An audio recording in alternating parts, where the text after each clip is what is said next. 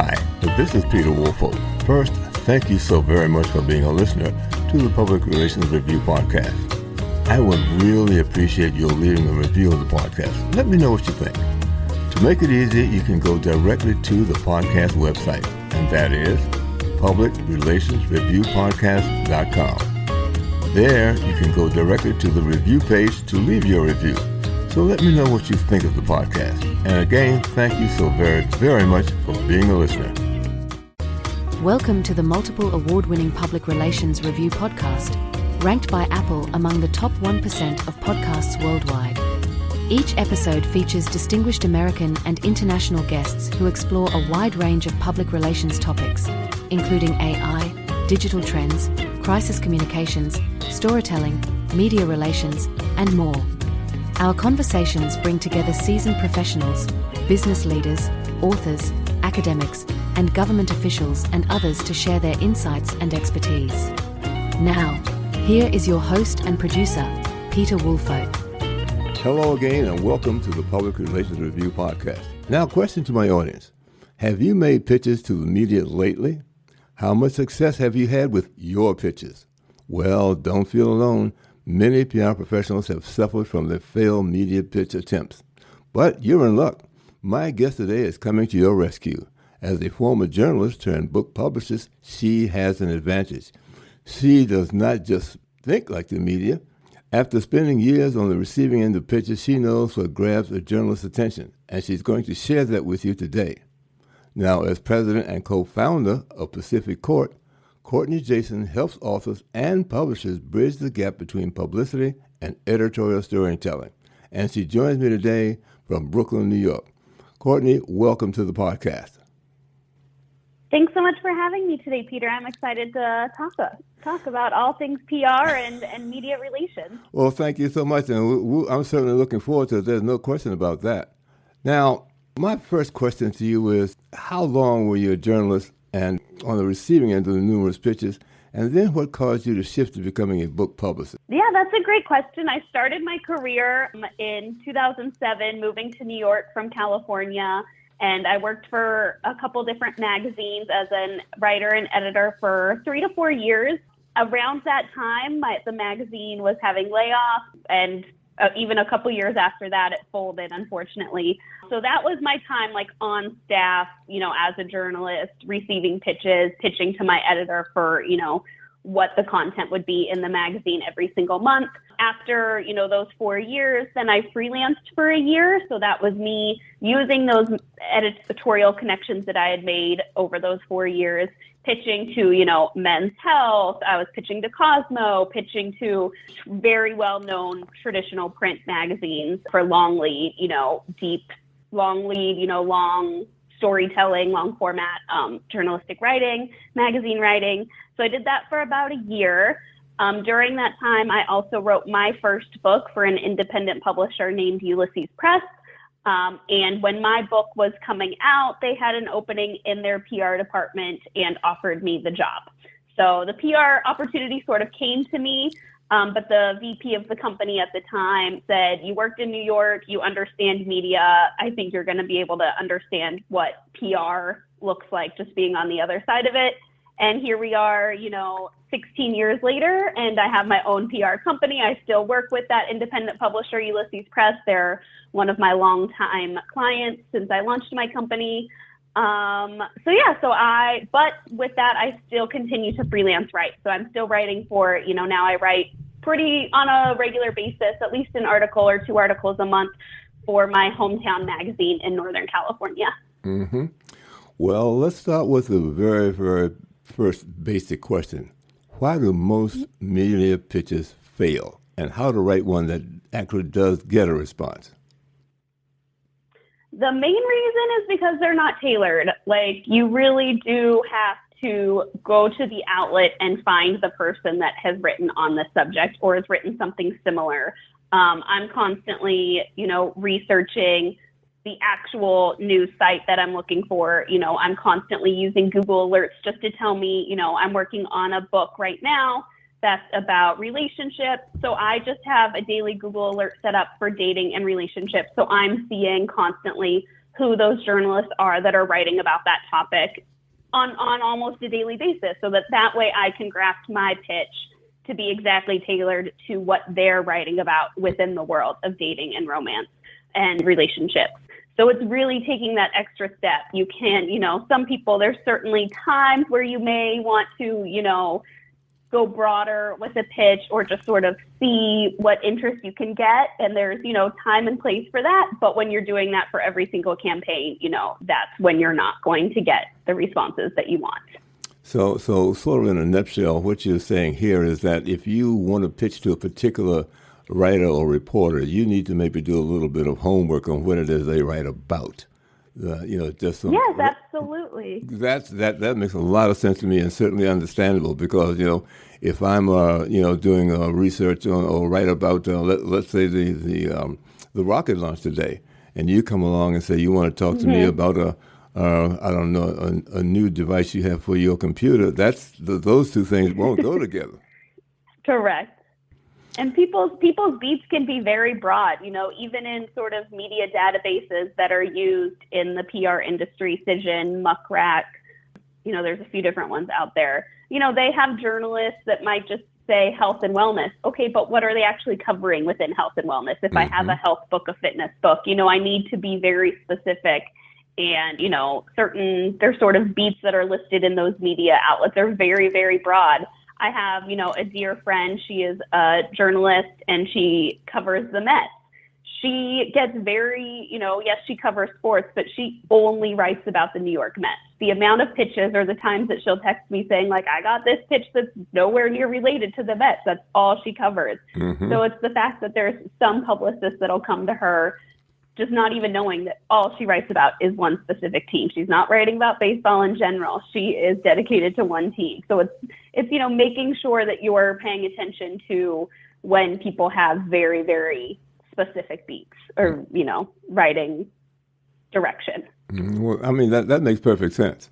I really have no difficulty with one at all. And hopefully other people realize that as well, that is a major issue in making sure you get the person that covers the beat that you want to talk about. So what do publicists get wrong about journalists? That's a great question. I think that there's sometimes a misunderstanding in how journalists might work. I think there might be a misunderstanding in terms of, deadlines or timing. Our job is to make the journalist's job as easy as possible, and they are inundated with pitches. I mean, I know some freelance journalists that get anywhere from 500 to 1,000 pitch emails a day. Oh my! That is mind-boggling. Like, I know I send probably close to that in terms of emails a day, but that's just, I cannot imagine being on the receiving end. They're having to spend, a couple hours a day just doing admin work on their inbox to clean it out, file it away. I think something that publicists should keep in mind is that even if a journalist doesn't respond that day to your pitch, it doesn't mean that your pitch wasn't accurate or tailored. The thing that I always like to tell my clients when we're just starting a campaign is that, yes, with book publicity, our campaigns are, pretty structured. They're typically 3 to 6 months long, and then we, sort of move on.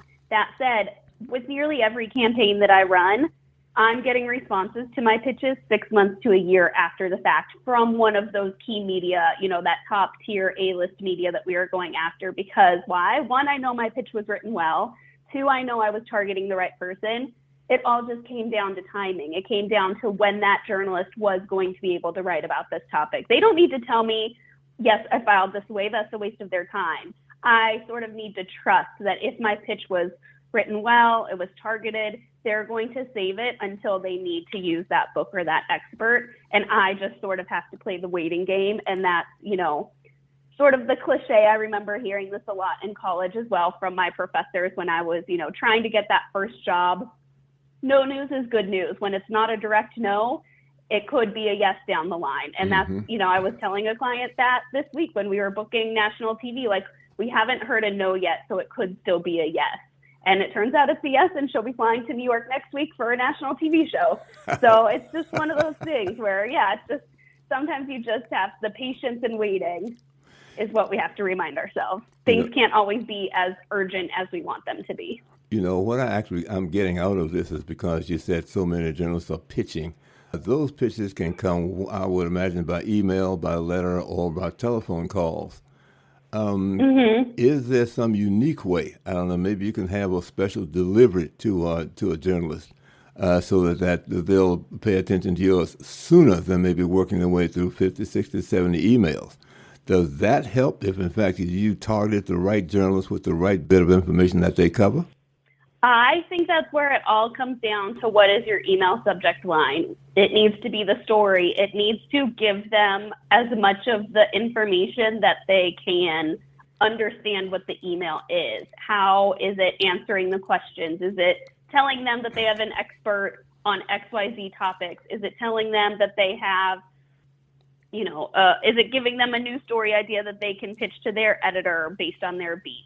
Really making sure that your subject line is doing as much as it can for you. And, I know that AI is a very touchy, polarizing, changing everything type topic and, industry impact right now. But I will say that is a place where I feel comfortable using AI to help me brainstorm a couple different email subject lines. I like to, it is something I spend a lot of time brainstorming on. And I think it's a very, subject lines that's what's going to make a journalist open your email. So I will take the extra brainstorming when I can and sort of, see if it's coming up with other words or different ways to say what I want it to say. Mm-hmm. Now, is timing important? Obviously you mentioned that you have a friend that covers the Mets. It depends upon what it is they're asking of her or trying to pitch to her. But how is timing important in terms of getting your message out? You want to see with books, we have a very specific time hook, which is typically the book's publication date. But we also are looking around that, how can we tie this book to other sorts of news hooks. So, sometimes with more gifty books, we can also pitch around holiday gift guides. Some gift guides we're working on 6 months in advance. Some might be more short lead. So it might be, 6 weeks in advance, a month in advance. So I always just have a calendar, where I'm looking ahead of what are these, next big, sort of holidays or anniversaries or, important dates that we want to keep in mind around our pitching and making sure that we're pitching well in advance. The other thing I think about, it just sort of popped into my head is that, inviting the journalist to lunch or a cup of coffee in the morning. Does that work at all? Because, now you've got them one-to-one, and hopefully if they agree to it, that you've got the right pitch. I'm just sort of thinking outside of the box on this. I know now if you're cross country, that's different. But if you're in the same city, does that make a lot of sense? I think it can. I think it's something that just has to be planned in advance. I think journalists, depending on if they're on staff or freelance, that's a different, sort of approach. If you're working with a freelancer, then you are sort of, interrupting what might be their work day. They have to factor in travel time. So I think you'd want to make it as convenient as possible. I know there's some journalists, I subscribe to their Substack newsletter. So if they're coming into a new city, if they're, traveling, they'll put it out in their newsletter that they'll be, maybe they live in New York and they're going to Chicago for a couple days, and they'll say, I'm happy to book, meetings with journalists while I'm in town, so that they'll let their availability. And I definitely think it's important to, get yourself in that environment if you can, in-person contact. Thank goodness we can have that again after, what happened a few years ago. And it's, I think we're all eager to have those in-person relationships and, putting real people to their names in the inbox and not just a sort of, disconnect of digital, digital distance, if you will. Well, I think that sort of leads into, or maybe even answers my next question, because it was about timing. Is everything, Mm-hmm. and being able to master pitching so it's at the right moment. So I think you've covered that. Maybe there are one or two other pieces that might add to that issue. Yeah, I think I also like to test pitching at different times. So sometimes, if I'm pitching in advance, I might schedule some emails to, go out the next morning at 9 a.m. or 8 a.m. so that I know that they're in, the journalist inbox when they sign on and, as they do their first look at their email for the day. I've, been doing more targeted direct pitching, in the afternoon so that it shows up, and that has actually been getting me more responses than I thought, like getting immediate responses, within 5 to 10 minutes. So it's been interesting to sort of just test what times of day work compared to other times. You just, it's always changing and you sort of never know. Mm-hmm. How much detail do you think when someone's pitching? I mean, obviously I would think that you want to put the most important issues and items or concerns right at the top of what it is you're pitching so that you're not wasting time and the journalists will understand right away. But in terms of preparation and what you're going to say and when you're going to say it and how you're going to say it, those things are also important, aren't they? Yes, and I think that is where my, journalism background comes into play. A lot of my pitches are drafted as if it's, a new story. It's certainly not going to be 400 or 500 words, but those first few paragraphs are going to, I'm still following the journalistic principles, the inverted triangle, really getting what those who, what, where, when, why is up at the very beginning of the pitch, sharing what talking points could be, sharing what story ideas could be based on this book and author. So that way I'm, trying to give the journalist as much as possible to use and, here are story ideas delivered to you with the expert who can answer the questions that you would have. And I think that's, that's letting them know that I'm a team player and I'm trying to make their job as easy as possible. Mm-hmm.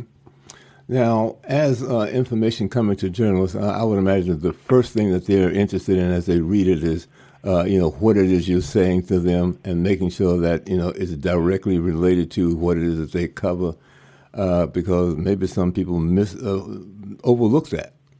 Expand on that. Well, in other words, I mean, if somebody is covering, let's say preparing a wedding cake, you need to open up about why you need to talk to them about a wedding cake, or here's what I wanted to talk to you about is wedding cakes and how you make them, blah, blah, blah, as compared to, and also I do, steaks on the side. So, I mean, those two things shouldn't go together in the immediate pitch if, in fact, they're covering something like a wedding cake. Yes, correct. You want to definitely be focused in your pitch and make sure things are straightforward, streamlined. You're not trying to tell 12 different stories at once. What is this one story that this one journalist can tell within these topics? Well, and I brought that up because it sort of dawned on me because years ago when I was in radio here in the Washington, D.C. area, I had a program that dealt with small business. And, I had people calling me up to talk about things that had nothing to do with small business, whatever, and their basic response, well, I just wanted to be on the radio. Well, those things obviously don't go over well. Yes, it also did happen. Oh, wow. So, that's not the way to get a journalist, a writer's or a journalist's attention, is to make sure that you give them what it is they cover. Oh, wow. So let's talk a wee bit more about building credibility between you and journalists. There obviously are things, but, you mentioned sending the information about what they cover, topics that they cover. What other things are reasonable in terms of building credibility and becoming a source for media? Yes, certainly it's meeting their deadlines, understanding exactly what they're looking for, providing, if it's an email interview, if it's a phone interview, just making sure that all communication is there, everyone's ready to show up. It's paying attention to if they're using, if they're requesting image assets from you, making sure those are labeled properly so that they can download them and find them easily on their desktop. There's so many things. It's just a whole bunch of little things to let them know that you are giving them what they need without, causing more stress or giving them a headache. And so the more that they see that you're doing those and providing those deliverables as they need them, that really, lets them know, okay, this is someone I can rely on. This is someone who's going to deliver. After you do that a few times, those journalists, we have journalists that come to me and they're like, hey, I'm looking for an expert on this topic. Do you have anyone in mind? And, I work with so many authors. We work on, anywhere from 30 to 50 campaigns a year. So it's 30 to 50 experts within their fields every year. So that's helping, we're building sort of a Rolodex of all of these experts in different fields. So then those journalists can come to me and I will probably have someone that I can, get them to and, be an expert for their articles. I have journalists that I worked on a financial book last year and, the author did an interview with the San Francisco Chronicle. This week, that same journalist reached back out and she's like, I know, you're probably not working on this book anymore, but I'd still love to interview this author.